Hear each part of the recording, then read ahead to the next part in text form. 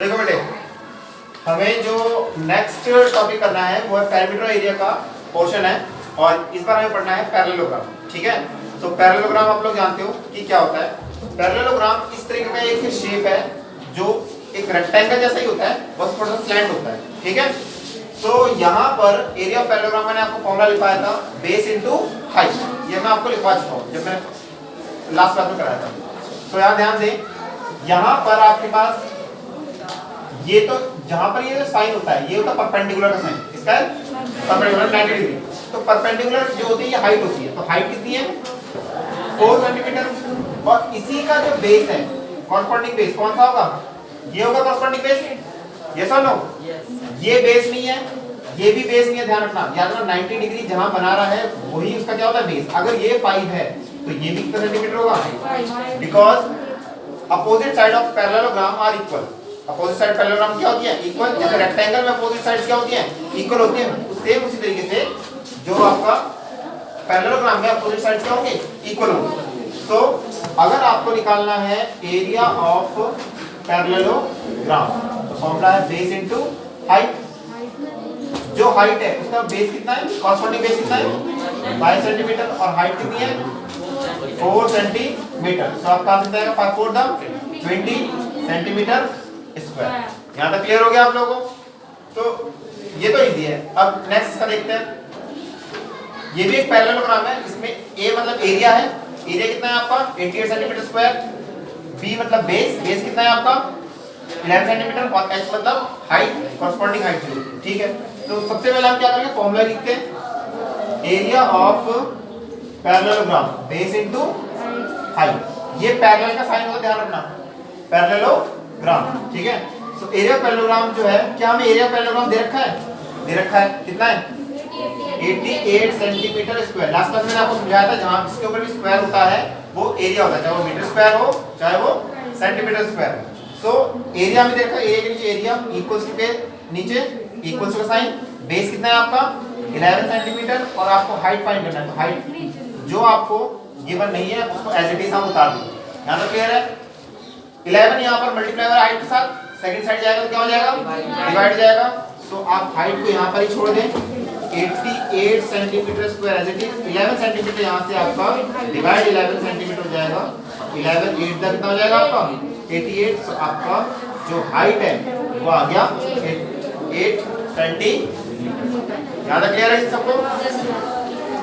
तो ये दोनों आपको क्लियर हो गए। अगर आपको एरिया फाइंड करना हो, आप बेस और हाइट रखा हो तो कर सकते हैं, फॉर्मूला लिखना है, वैल्यू पुट करनी है बस। यहाँ पर भी अगर आपको हो सकता है इस पर हाइट आपको गिवन नहीं है, नेक्स्ट क्वेश्चन ऐसा हो जिसके अंदर क्या गिवन ना हो, आपको बेस गिवन ना हो, कोई प्रॉब्लम नहीं है। आप अगर हाइट दे तो हाइट के नीचे आप हाइट की वैल्यू पुट कर देंगे और बेस अगर नहीं दे रखा तो बेस के नीचे आप बी लिख देंगे, कोई प्रॉब्लम नहीं है। तो इस तरह के क्वेश्चन आपको आ गए, सिंपल फॉर्मूले बेस्ड क्वेश्चन होते हैं वाले। नेक्स्ट हम क्वेश्चन देखते हैं, वर्ड प्रॉब्लम्स है हमारे, तो फिर थोड़ा ध्यान से हम देखेंगे। द एरिया ऑफ पैरेललोग्राम, एक पैरेललोग्राम है, ध्यान दें। तो पैरेललोग्राम का डायग्राम बना लेते हैं। ये आपका पैरेललोग्राम है और इस 260 मीटर और एरिया दे रखा है आपको, एरिया ऑफ पैरेललोग्राम दे रखा है आपको कितना 216। देखो हम लोग जनरली लिखते हैं स्क्वायर सेंटीमीटर, सेंटीमीटर स्क्वायर लिख सकते हो या फिर आप इसे कैसे लिख सकते हो 216 स्क्वायर सेंटीमीटर, ऐसे लिख लो स्क्वायर सेंटीमीटर। आप इसको ऐसे भी लिख सकते हैं और आप इसको ऐसे लिख सकते हैं, कोई प्रॉब्लम नहीं है। जनरली बुक में आपको ऐसे दे रखा होगा बट मैं इस तरीके से लिख रहा हूं, उससे कोई प्रॉब्लम नहीं। यहाँ सेंटीमीटर स्क्वायर लिखा है, इसका मतलब भी सेंटीमीटर स्क्वायर ही होता है। स्क्वायर आप पहले लिखते हैं और मीटर है तो मीटर, सेंटीमीटर है तो सेंटीमीटर लिखेंगे। चलिए, तो एरिया आपको पता है, क्या इसमें बेस या हाइट कुछ दे रखा है आपको? क्वेश्चन पढ़ के क्या एनालाइज हो रहा है, base is 6 times the height. मतलब क्या हुआ, बेस जो है वो हाइट से कितना है 6 टाइम्स है। 6 टाइम्स मतलब 6 गुना है।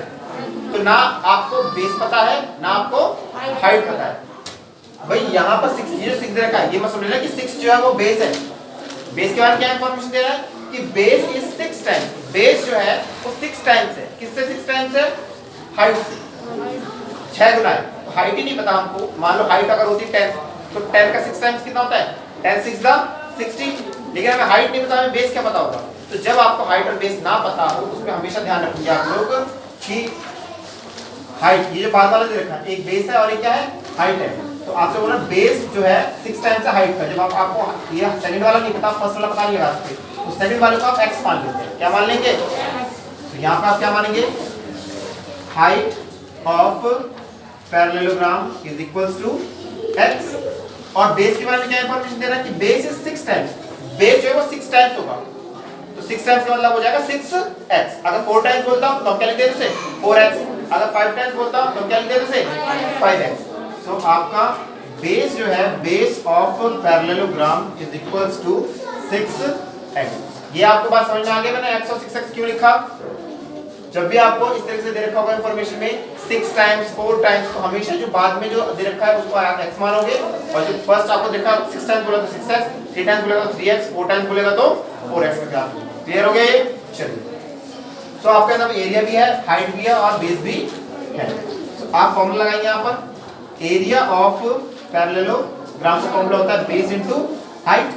एरिया मुझे गिवन है 216 सेंटीमीटर स्क्वायर, मुझे बेस गिवन है, बेस मैंने अभी कितना आया, कितना है 6x है, और हाइट कितना है इसमें मल्टीप्लाई x। यहाँ तक क्लियर? ठीक है। तो आप देखें यहाँ पे 6 यहाँ पे मल्टीप्लाई हो रहा है, सेकंड साइड जाएगा क्या हो जाएगा, डिवाइड हो जाएगा। तो 216 centimetre square divided by 6 is equals to x को जब x से मल्टीप्लाई करते हैं, मैंने आपको कल समझाया था पावर इंक्रीज हो जाती है, यस और नो? x 2 बार मल्टीप्लाई हो रहा है, पावर क्या हो जाएगी इसकी, इंक्रीज। ये 1 टाइम और ये 2 टाइम x स्क्वायर। तो आप इसे डिवाइड करें, 6 3 दा 18, 6 6 दा 36 सेंटीमीटर स्क्वायर इक्वल्स टू में x स्क्वायर। यहां तक क्लियर है? नाउ 36 किसका स्क्वायर होता है, 6 का स्क्वायर होता है। आप इसे लिख सकते हैं 6 centimetre whole square equals to में x स्क्वायर। मैंने आपसे बताया था x से x को रिमूव कर सकते हैं, लेकिन इस स्टेप में x से स्क्वायर आप रिमूव नहीं कर सकते। क्यों नहीं कर सकते? क्योंकि ये जो स्क्वायर है किसके साथ है, ये सेंटीमीटर के साथ, 36 के साथ नहीं है। तो 36 किसका स्क्वायर होता है, तो इसलिए हमने 6 लिख दिया। अब मैंने लिख दिया 6 सेंटीमीटर स्क्वायर, और मैं आपको इसमें उसका डिफरेंस बताया था। इसका मतलब है स्क्वायर सिर्फ सेंटीमीटर के साथ है, और जब मैंने होल ब्रैकेट लगा दिया, इस स्क्वायर का मतलब है ये 6 का स्क्वायर है, इस 6 का स्क्वायर करना 36 आ जाएगा, और सेंटीमीटर का भी स्क्वायर है। अब हम इसे स्क्वायर से स्क्वायर क्या कर सकते हैं, रिमूव कर सकते हैं। तो आपका जो x है वो कितना आ जाएगा, 6 सेंटीमीटर। सो x आपका क्या था, हाइट था, तो हम कह सकते हैं हाइट है आपका 6 सेंटीमीटर, और जो बेस है पैरेललोग्राम का, बेस है वो कितना है 6 इंटू में x। तो 6 इंटू में x की वैल्यू कितनी निकाली थी मैंने, 6 निकाली थी, तो 6 6 का कितना आ जाएगा 36 सेंटीमीटर। बात समझ में आया आपको या नहीं आया?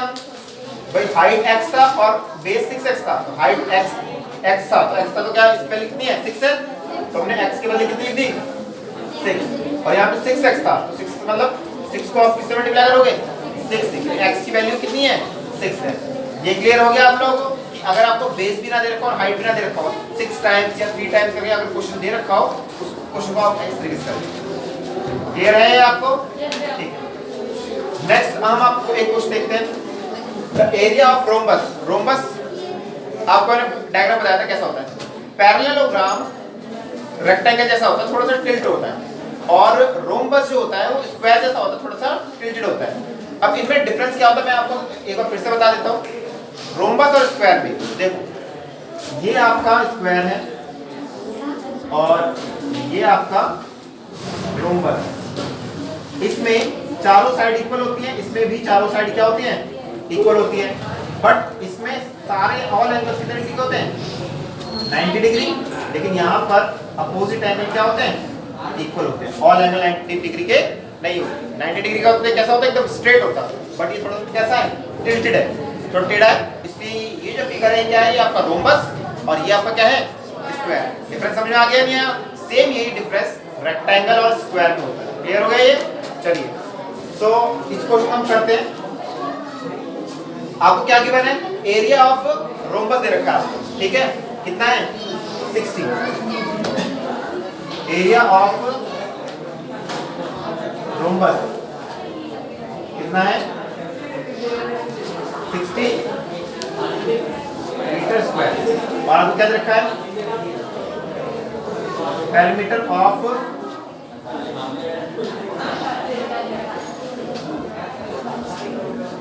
Rhombus 40 metre.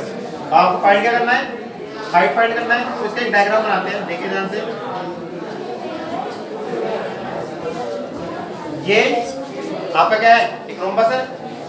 रोम्बस में रोम्बस एक तरह की, मैं कहता हूं रोम्बस एक तरह का, ये वो है क्या कहते हैं, पैरेललोग्राम एक तरह का। पैरेललोग्राम ये एक तरह का, रोम्बस क्या एक तरह का पैरेललोग्राम है। इसमें बेस है ये ना, और हाइट यहाँ पर है। तो आप क्या करेंगे? पेरीमीटर से पहले तो आपको बेस पता होना चाहिए। बेस पता है क्या होगा? साइड तो है ये सारी। तो पेरीमीटर जो स्क्वायर रोम्बस का होता है, स्क्वायर का भी पेरीमीटर वही होता है। पेरीमीटर में कोई डिफरेंस नहीं है, याद रखना। रोम्बस और स्क्वायर का पेरीमीटर सेम होता है। पैरेललोग्राम और रेक्टेंगल का पेरीमीटर क्या होगा? सेम होता है। किसका पेरीमीटर सेम होता है? स्क्वायर एंड रोम्बस का। सेकंड जो रेक्टेंगल है और पैरेललोग्राम, इनका एक पेरीमीटर क्या होता है? सेम। तो हम क्या करेंगे? आप पेरीमीटर का फॉर्मूला लगाएंगे। पेरीमीटर ऑफ रोम्बस का जो फॉर्मूला होगा क्या होगा? Side multiply 4। भाई क्योंकि इसके चारों साइड क्या है? इक्वल है। और पेरीमीटर हमें दे रखा कितना है? 40। तो पेरीमीटर के नीचे हम कितना लिख देंगे? 40 मीटर इक्वल्स टू में साइड मल्टीप्लाई 4। साइड को आप यहीं पर रहने दें, 4 मल्टीप्लाई हो रहा है, सेकंड साइड जाएगा क्या जाएगा? 40 मीटर डिवाइडेड बाय 4। डिवाइड करेंगे कितना आएगा? 10 मीटर। आपका साइड आ गया 10 मीटर, मतलब ये साइड भी 10 मीटर, ये भी 10 मीटर, ये भी 10, ये भी 10। हम यहाँ लिख देते हैं 10 मीटर। यहाँ तक किसको प्रॉब्लम है? हमने पेरीमीटर से क्या निकाल लिया? साइड। अब हम एरिया का फॉर्मूला लगाएंगे। किसका फॉर्मूला लगाएंगे? एरिया का। एरिया का फॉर्मूला लगाएं। Area of rhombus. भाई जो एरिया किसके लिए काम कर रहा है? ये पैरेललोग्राम के लिए काम कर रहा है। सेम वही एरिया किसके लिए काम करेगा? रोम्बस के लिए भी काम करेगा। ठीक है। तो आपका रोम्बस का हो जाएगा वही base into height. Area of rhombus आपको गिवन है, यस और नो?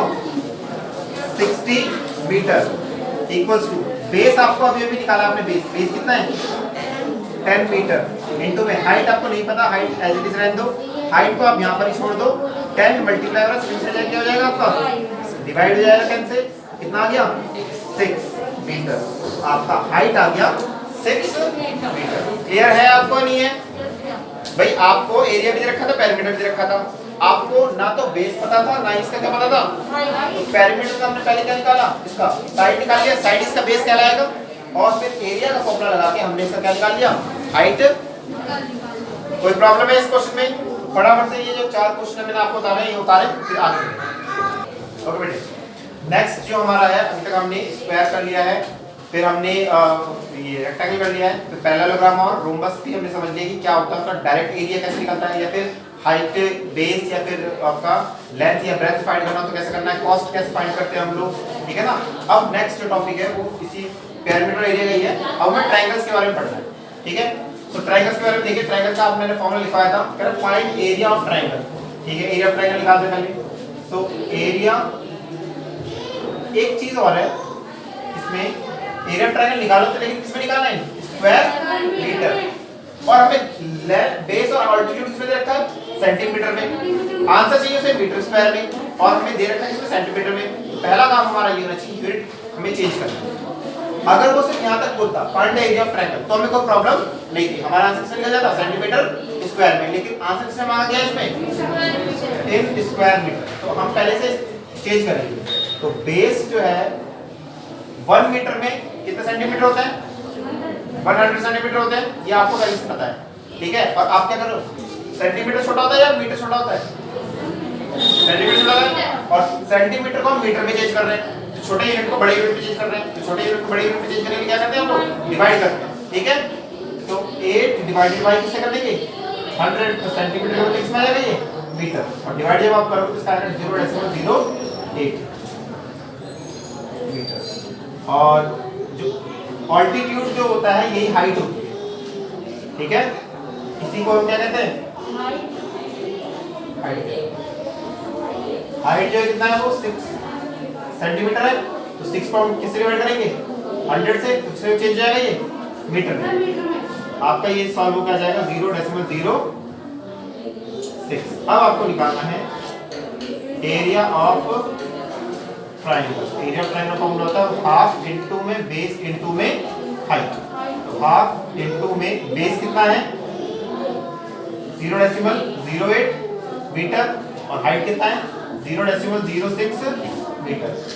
अब आप इन दोनों को मल्टीप्लाई करें, जो आंसर आएगा उसको 2 से क्या कर देंगे डिवाइड कर देंगे, फाइनल आंसर आ जाएगा। आप करो उसको जरा, का जो आंसर है वो ही आ जाएगा आपका। ठीक है, इन दोनों को आप अगर मल्टीप्लाई करो 2 से डिवाइड करो तो आपका फाइनल आंसर ये आ जाएगा।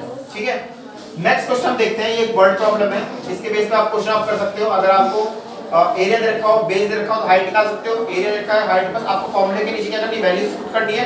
जो एक वैल्यू आपकी मिसिंग होगी उसको आप फाइंड कर सकते हो। ठीक है, सो नेक्स्ट क्वेश्चन देखिए, the area of triangle. Area of triangle क्या है is equals to that of the square.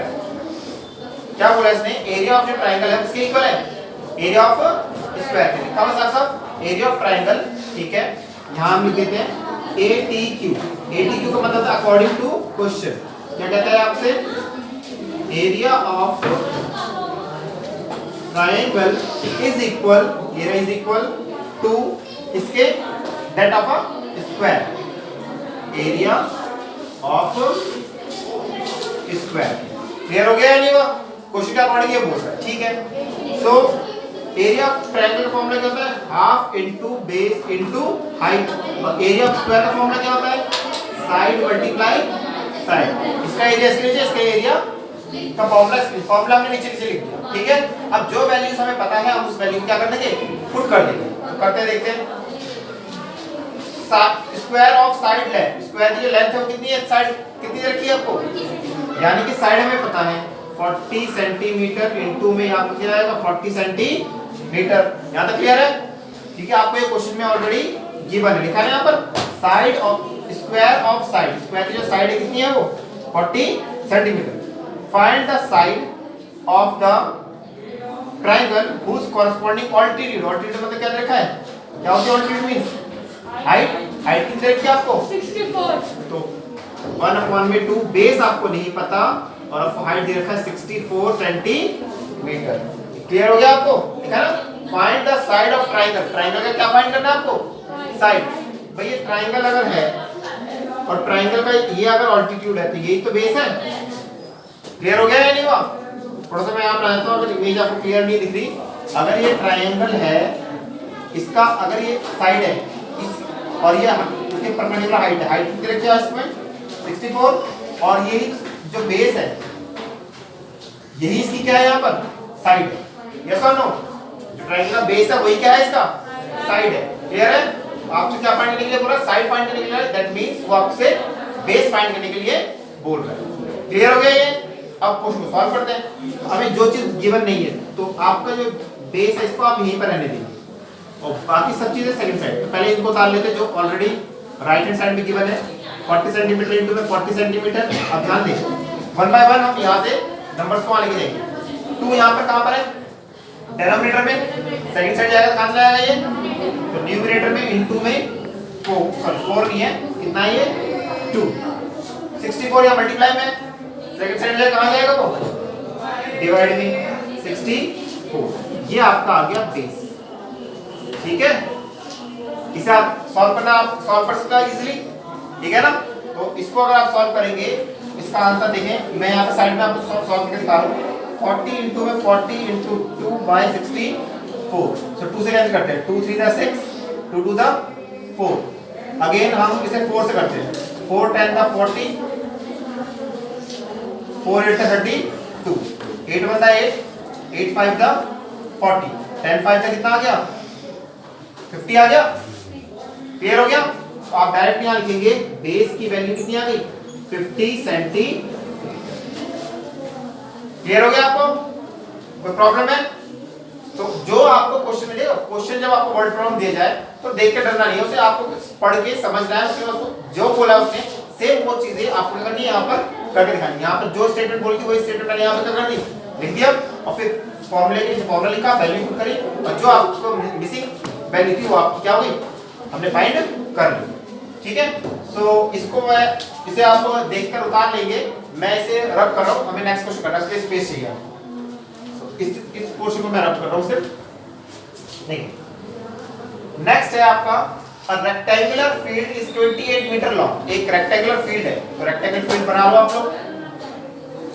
ये रेक्टेंगुलर फील्ड है जिसका लेंथ कितना है 28 मीटर, वाइड कितना है 18 मीटर।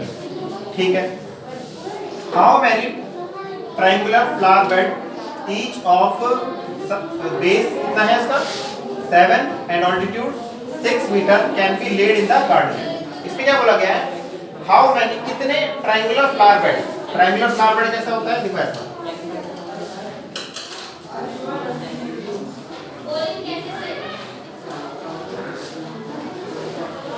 देखो ध्यान से, ये ट्रायंगुलर फ्लावर बेड है या नहीं है, यस और नो, ट्रायंगुलर फ्लावर बेड है। तो बोला गया आपसे कि बताओ ऐसे ट्रायंगुलर फ्लावर बेड कितने इस फील्ड में वो बन सकते हैं। ठीक है, सो देखें इसे करने का तरीका क्या है, सबसे पहले हम फील्ड का एरिया निकालते हैं। So area of rectangular field, area of rectangular field का फॉर्मूला क्या होगा, लेंथ इनटू ब्रेथ, और लेंथ हमें कितने रखें 28 मीटर लॉन्ग, लेंथ कितना है 28 मीटर, ब्रेथ कितना है, वाइड मतलब होता है ब्रेथ, ब्रेथ कितना है 18 मीटर। आप इन दोनों को मल्टीप्लाई करें और मुझे बताएं आंसर कितना होगा। फटाफट पहले इसे कैलकुलेट करें। तो आप लोगों ने निकाला होगा आंसर, तो आंसर इसका आ गया 504 मीटर स्क्वायर। देन आपको क्या फाइंड करना है, इसमें जो ट्रायंगुलर इस तरीके के फ्लावर बेड बनेंगे, इतने सारे बनाने, एक से हम बात करेंगे। इस फ्लावर बेड, ये जो फ्लावर बेड बनाया गया है, फ्लावर बेड चलो यहाँ पे मैं दिखाता हूँ आपको, ये एक फ्लावर बेड है, और इस फ्लावर बेड का आपको क्या दे रखा है, बेस कितना है, बेस कितना है 7 मीटर, और इसका ऑल्टीट्यूड कितना है 6 मीटर। तो हम इसका भी एरिया निकालेंगे, एरिया ऑफ फ्लावर बेड, क्योंकि ये रेक्टेंगल, ये ट्रायंगल शेप में है। एरिया ऑफ जो फ्लावर बेड है ट्रायंगल शेप में, तो ट्रायंगल का फॉर्मूला क्या होता है, half into base into height. ठीक है ना भाई, जिस एरिया जिसका निकालोगे फॉर्मूला भी तो उसका लगाओगे आप लोग, क्योंकि ट्रायंगल है, तो ट्रायंगल का फॉर्मूला क्या होता है, half into base into height. So half into base कितना है, देखो इसका बेस कितना है 7 मीटर, और हाइट कितनी है इसकी 6 मीटर। तो आप इसे सॉल्व करेंगे, 2 1 the 2, 2 3 the 6, 7 3 the 21 metre square. यहाँ तक क्लियर है आप लोगों को? हमने एरिया निकाल लिया लैंड का जिसमें फ्लावर बेड बनाने हैं, हमने फ्लावर बेड का भी क्या निकाल लिया, एरिया निकाल लिया। ठीक है ना, अब आपसे पूछा गया ऐसे फ्लावर बेड इस फील्ड में कितने बनेंगे। जब भी ऐसा क्वेश्चन हो कि आपसे बोला जाए कि कितने, हाउ मेनी, तो हाउ मेनी का जो आंसर होता है जैसे बोलेगा कि एक मान लो फ्लोर है, ऐसा कुछ आपने करा था याद है ना, एक फ्लोर है, उस फ्लोर में टाइल्स बिछानी है, तो आपने क्या करना, फ्लोर का एरिया निकाला था, फिर टाइल्स का एरिया निकाला था, मतलब जिस जगह पर टाइल्स लगेगी तो उसका एरिया और उस टाइल का एरिया, और दोनों को आपने क्या करा था, डिवाइड करा।